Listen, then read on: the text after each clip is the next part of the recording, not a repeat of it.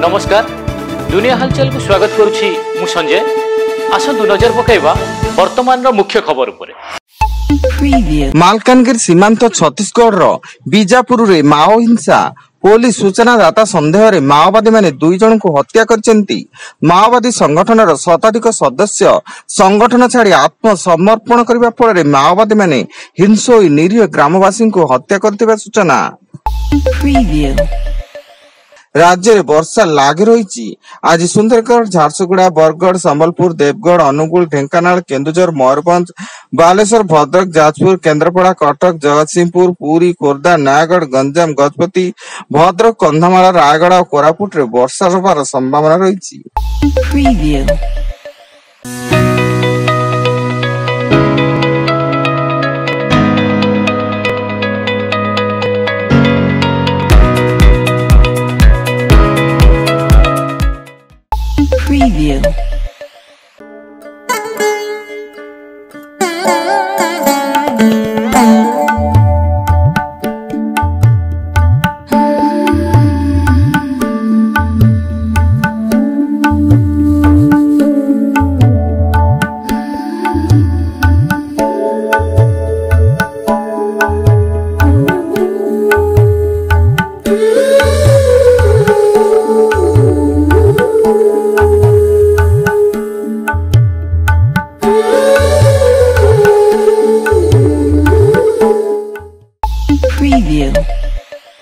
Operation Sindhu अनुजाई Iran रु 4टी पर्यायर मोट 1117 भारतीय नागरिक और छात्र छात्री को स्वदेश फेराई अणा जाइछि।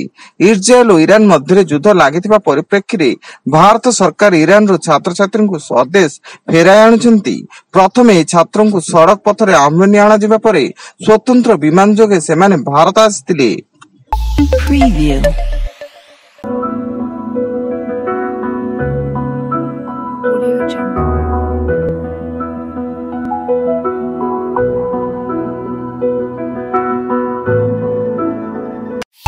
Preview. Audio Jungle.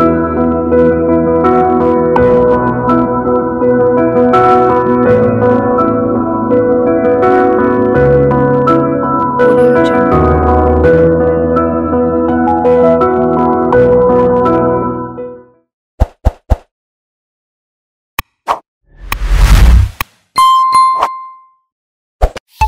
Preview. Athgarh वनांचल सदर सेक्शन अंतर्गत फुलबाड़ी गाँ निकटस्थ संरक्षित जंगल रु बेआईन माटी और मोरम ताड़ी तालना बेले आठगड़ वन विभाग चढ़ऊ यही चढ़ऊ बेले गोटे जेसीबी मेसिन सह 2टी ट्रैक्टर जबत होईछि। पुरी रे हेबाकु थिबा विश्व प्रसिद्ध रथयात्रा महोत्सव को दृष्टि रखी पुरी को पूर्वतट रेलपथ पक्षरु 365टी स्वतंत्र रेल चलाचल करिवो एवं ए स्वतंत्र रेल सेवा गुड़िक राज्यर विभिन्न स्थानरू चलाचल करा जिबाकु योजना करा जायछि। एथिसो ओडिशा एवं पड़ोसी राज्य गुड़िकर तीर्थयात्री एवं भक्तंक सुगम यात्रा सुनिश्चित करिबा पई व्यापक व्यवस्था करा जायछि।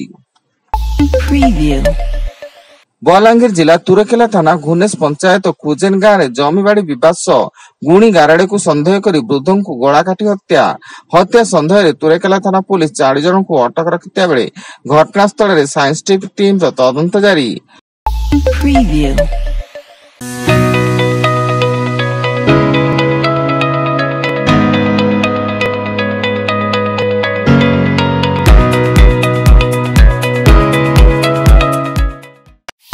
Preview.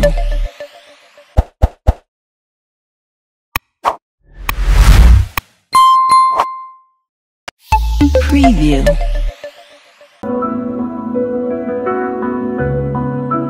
Audio Jungle.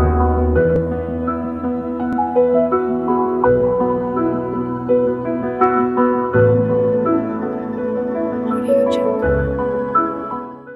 Preview. उत्तर बालेश्वर रे बन्या परिस्थिति सृष्टि होईची।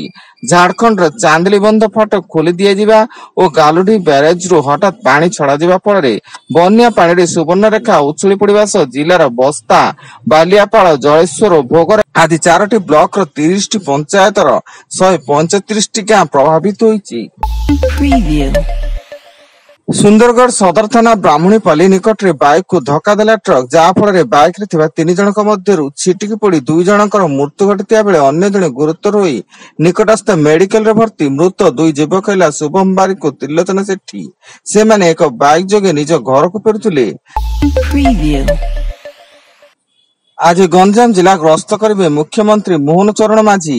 ଆସିକା ସରକାରୀ ବିଜ୍ଞାନ ମହାବିଦ୍ୟାଳୟ ଖେଳପଡ଼ିଆରେ ଆୟୋଜିତ ଯୁବ ଶକ୍ତି ସମାବେଶରେ ଯୋଗ ଦେଇ ବିଭିନ୍ନ ପ୍ରକଳ୍ପର ଶିଳାନ୍ୟାସ ଓ ଉଦ୍ଘାଟନ କରିବାର କାର୍ଯ୍ୟକ୍ରମ ରହିଛି।